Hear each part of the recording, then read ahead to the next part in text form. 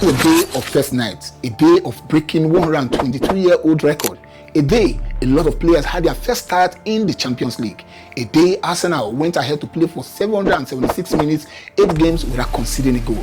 This is my point of view.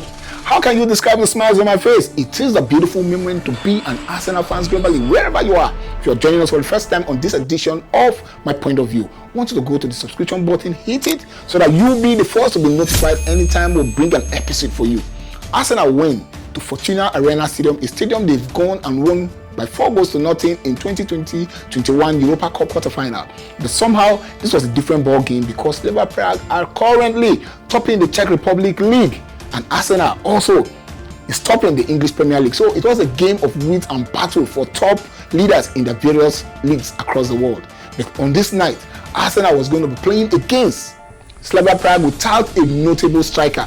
And we had the man that came to salve the situation for Arsenal last season in the person of Mikel Merino playing for Arsenal. It shows the versatility in this player.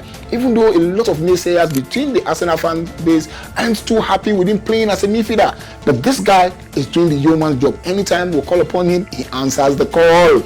Yes, for the very first time, Arsenal showcased young stars in the Champions League, giving Max Dorman his very opportunity of playing the Champions League at the Czech Republic. And Arsenal also gave Andre Harriman Anus an opportunity to play.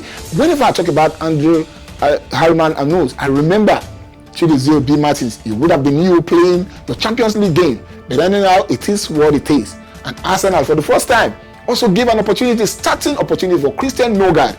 He would have played his entire career without notching a Champions League game. And you see what he said? He said, when I stood on the pitch and I heard the anthem, he said, I looked up and I beamed with a lot of smile. He said it's a fulfillment of a dream come true. Yes, it was certainly a dream come true for Christian Nogard, the former captain of Brentford, who chose to cross the divide and come to Arsenal.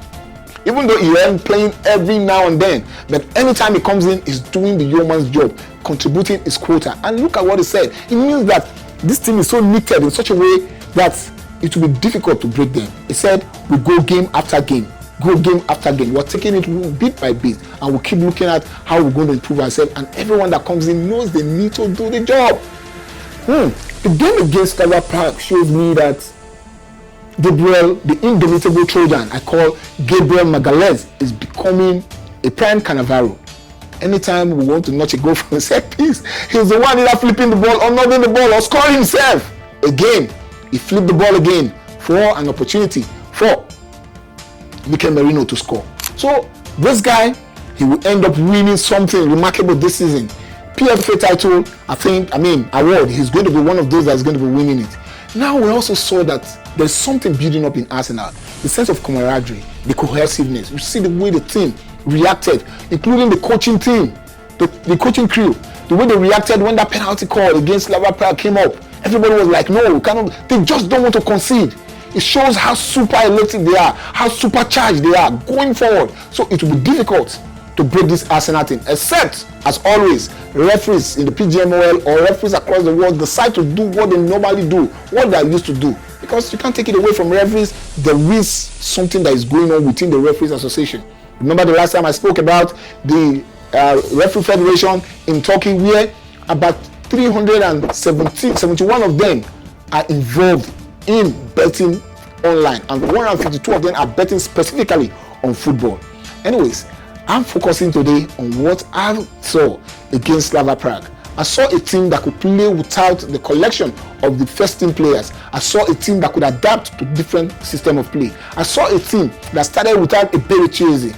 And again, talking about starting without a Bericese, for the first time, Nwaneri was given an opportunity to play, but he couldn't grab it. I don't know what the challenge is, but now we begin to see when Arteta makes certain decisions, we question it because we are not there day to day on the training pitch to see what they do.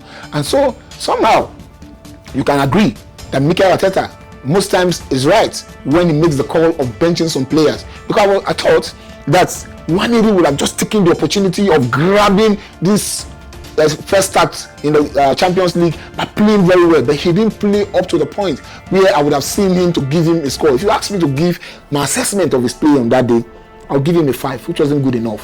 For Piero Hincapié, he's proven to be an indomitable lion within the team. All he needs is consistency.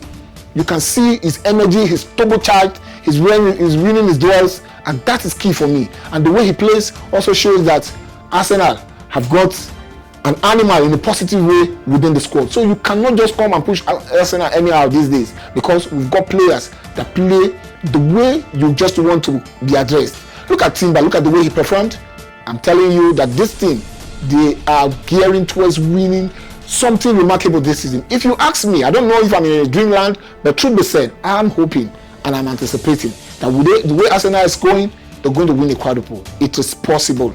But first of all, just like Christian Nogat said, we're going to be taking it one step at a time. One step at a time. For the very first time this season, we saw that Victor Gyökeres did not play. We missed him out, but we hope that the muscle injury is not going to be a long-term one. But we're also happy that players are getting back into the frenzy. King Kai is back, Madueke is back, Odegaard is back, and Gabriel Jesus is back. So it's like we didn't lose anybody. So this is the way this Arsenal team is wired. Let me know what your take is on this edition of My Point of View. Let us know if truly what I said, contradicts what you think.